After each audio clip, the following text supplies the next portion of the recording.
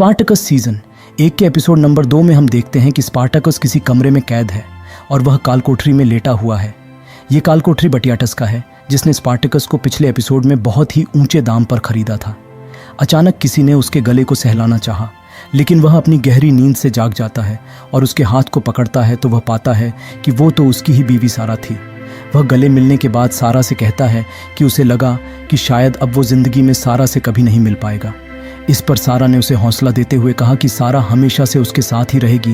भगवान भी चाहकर उसे स्पार्टकस से जुदा नहीं कर सकते। इसे सुनकर स्पार्टकस के अंदर एक जोश जाग उठी और उसने कहा कि जैसा उसने सारा से वादा किया था कि वह सबको मार डालेगा, वो उसे पूरा करके ही दम लेगा। दोनों एक दूसरे के साथ जुड़ने लगे और इतने में सारा को पीछे से किसी ने मार डाला। इसी झटके के कारण स्पार्टकस जाग गया और उसे पता चला कि वह एक सपना देख रहा था। बटियाटस ने नाई से कहा कि वो स्पार्टकस के बाल काटकर उसे भी ग्लैडिएटर में शामिल कर दे, क्योंकि बटियाटस ग्लैडिएटर तैयार करता है और उन्हें रोम के समारोह ओलंपिया में युद्ध के लिए तैयार करता है।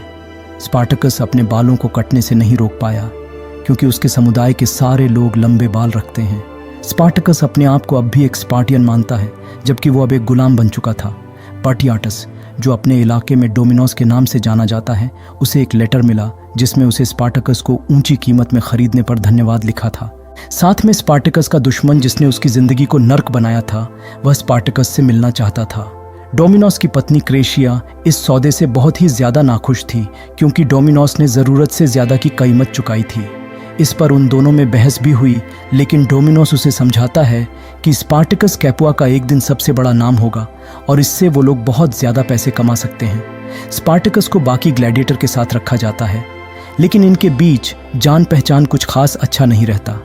सब लोग स्पार्टकस को भला बुरा कहते हैं। यहाँ का सबसे मशहूर ग्लैडिएटर क्रिक्सस है, जो सब पर अपना धौंस जमाता है। आखिरकार वह कैपुआ का चैंपियन जो है।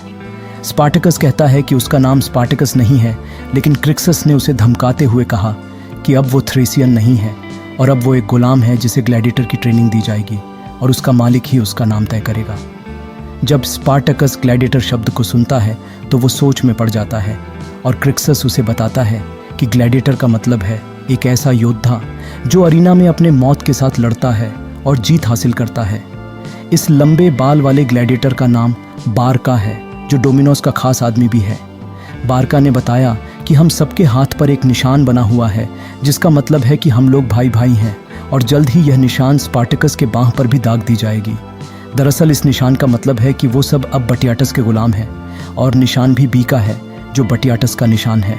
स्पार्टकस की ट्रेनिंग शुरू होती है और इन लोगों का ट्रेनर मुस्कुराता हुआ हाथों में चाबुक लेके ग्राउंड में आता है, जिसका नाम ओइनोमॉस है। ओइनोमॉस उनसे पूछता है कि तुम्हारे पैर के नीचे क्या है। इस आदमी ने कहा कि मेरे पैर के नीचे जमीन है जो रेत से भरा है। उसका यह जवाब एक साधारण इंसान के तौर पर तो ठीक था, लेकिन यह जवाब एक योद्धा के लिए बिल्कुल गलत था। इसलिए ट्रेनर क्रिक्सस से पूछता है कि तुम्हारे पैर के नीचे क्या है। क्रिक्सस को इसका जवाब पता था, क्योंकि वो एक योद्धा है, साथ ही साथ वो अपने मालिक का वफादार भी है।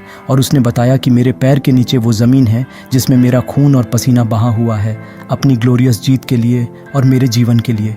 ये ऐसी ज़मीन है जहाँ पर ये लोग हर दिन मौत के साथ खेलते हैं। बटियाटस अपने नए गुलामों का स्वागत करता है और उनका हौसला बढ़ाते हुए कहता है कि तुम लोग सिर्फ एक गुलाम नहीं हो, तुम लोग उससे कहीं ज़्यादा हो। मैदान में लड़ो और जीतो।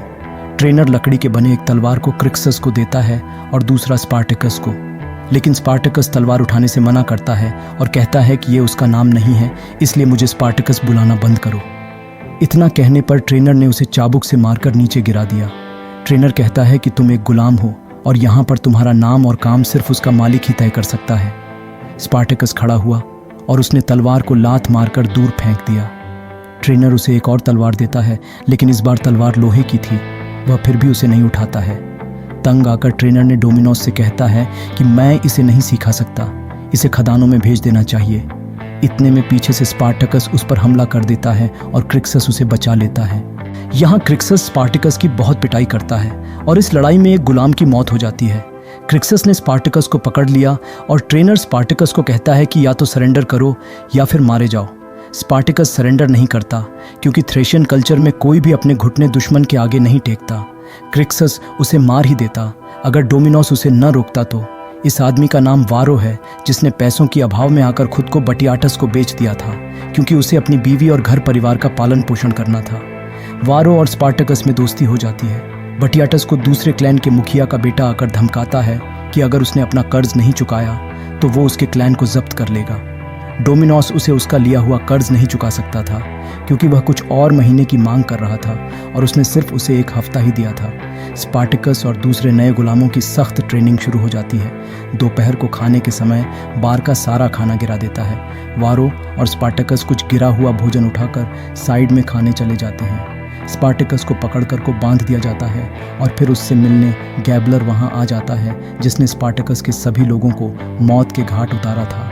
स्पार्टकस उसे देखते ही मारना चाहता है, लेकिन वह जंजीरों से बंधा हुआ जेल में कैद था और वो गैबलर का कुछ भी नहीं बिगाड़ सकता था। स्पार्टकस उससे अपनी बीवी की आज़ादी की भीख मांगता है और बदले अपनी जान देने को तैयार है, लेकिन ग्लैबर उसे कहता है कि उसने उसे अपनी सैनिकों की हवस को बुझाने के लिए उसे नंगा कर दिया और जब वह बच गई तो उसने उसे आधे सिक्के में बेच दिया। ग्लैबर उसे प्रूफ के तौर पर वही पट्टी दिखाता है जिसे स्पार्टकस ने उसके जांघ पर बांधी थी। गैबलर की बीवी ग्लैडिएटर को देख के मोहित हो जाती है और मन ही मन उसके अंदर हवस जाग जाती है। इथिया, जो कि ग्लैबर की बीवी है, वह क्रेशिया से पूछती है कि तुम इन लोगों के बीच अपने आप को कैसे संभाल लेती हो, और फिर दोनों पर्सनल बातें करते हैं और इथिया क्रेशिया से उसके बच्चे के बारे में पूछती है। क्रेशिया इथिया को जवाब देते हुए कहती है कि वो बिना बच्चे की है, लेकिन उसने उसे ये नहीं बताया कि बटियाटस में कमज़ोरी है जिससे वह बाप नहीं बन सकता। साथ ही उसने एक गुप्त बातें नहीं बताई जो वो अपनी प्यास को बुझाने के लिए उन्हीं ग्लैडिएटर में एक को अपने पास बुलाती है। जब स्पार्टकस ट्रेनिंग कर रहा होता है तो वो ग्लैबर को दरवाजे पर जाता हुआ देख लेता है और उसे घूरना शुरू करता है, जिससे उसका साथी ट्रेनर, जिसे पता नहीं था कि स्पार्टकस का ध्यान कहीं और है, वो उसे एक फटका मारता है, जिससे गुस्से में आकर स्पार्टकस ने बहुत पीटा। ओएनोमोस ने उसे रोक लिया इससे पहले कि वो उसको जान से मारता। इस हाथापाई में स्पार्टकस के हाथों उसकी बीवी की पट्टी ज़मीन पर गिर जाती है। स्पार्टकस सिर्फ उस एक कपड़े के टुकड़े के लिए बहुत तड़प रहा था, मानो जैसे उसकी जान उस टुकड़े पर बसी हो। ट्रेनर ये सब देखकर समझ गया कि कुछ तो राज है इस टुकड़े पर, जिसे ट्रेनर ने उठाया और बटियाटस को दिखाया। उसने बताया कि स्पार्टकस इस पट्टी के लिए अपनी जान देने को भी तैयार था। यह जानकर बटियाटस समझ गया कि स्पार्टकस क्या चाहता है और वो किसके लिए लड़ेगा। वह स्पार्टकस को अपने कमरे में लाने को कहता है। बटियाटस उसे पूछता है कि तुम यहाँ क्यों हो। इस पर स्पार्टकस बोला कि मैंने रोमन लोगों पर भरोसा किया और उसका फल भुगत रहा हूँ। बटियाटस उसे कहता है कि तुम यहाँ पर हो तो मेरे पुरखों की वजह से। उन लोगों ने इस जगह को बनाया है और मैं अपने पूर्वजों के नक्शे कदम पर चल रहा हूँ और तुम मेरे पूर्वजों की ज़मीन पर खड़े हो। डोमिनोस आगे पूछता है कि तुम्हारी बीवी कहाँ है। स्पार्टकस नर्वस होते हुए कहता है कि ग्लैबर उसे अगवा करके ले गया और उसने उसे कहीं बेच दिया।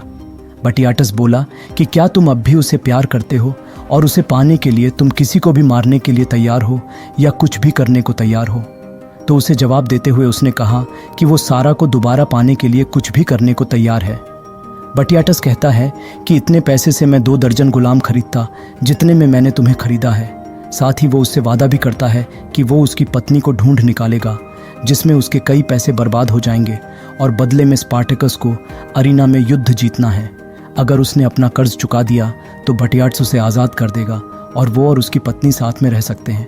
इन शब्दों को सुनकर वह उम्मीद से भर जाता है, लेकिन फिर भी स्पार्टकस कहता है कि मैं फिर से उन रोमन पर क्यों भरोसा करूं, जिसकी वजह से आज उसकी ये हालत हुई है। बटियाटस उसे वो टुकड़ा उसके हाथ पर थमाते हुए कहता है कि मैं दूसरे रोमन जैसा नहीं हूँ जो वादा नहीं निभाते और जिसने तुम्हारी बीवी को अगवा किया। आज रात अपनी अंतिम परीक्षा पास करो और प्रूव करो कि मैं भी तुम्हारे ऊपर भरोसा करूं। अब स्पार्टकस को अपनी अंतिम परीक्षा पास करनी थी। रात को परीक्षा शुरू हुई और इसमें वारो भी सफल हो गया। स्पार्टकस और क्रिक्सस को आमने सामने लड़ाया जाना था। युद्ध शुरू हुई और क्रिक्सस उस पर भारी पड़ गया। बटियाटस और उसकी पत्नी सब कुछ देख रहे थे। बटियाटस ने सोचा कि थ्रेशियन पर दांव लगाकर उसने बहुत बड़ी गलती कर दी। क्रिक्सस उसका गर्दन उड़ाने ही वाला था। अगर स्पार्टकस उसे नीचे नहीं गिराता तो ऊंचाई से गिरने के कारण वह घायल हो गया और अब स्पार्टकस इसका गर्दन उड़ने वाला था, लेकिन बटियाटस उसे रोक देता है और उसे पास कर देता है। इससे क्रेशिया बहुत नाराज हो जाती है। अब स्पार्टकस एक ग्लैडिएटर बन गया था, इसीलिए उसे बी वाला निशान दागा गया। स्पार्टकस बहुत ही ज्यादा उम्मीद के साथ उस पट्टी को अपने हाथ पर बांधे रखता है, जिसने उसके अंदर उम्मीद की किरण को जगाया है।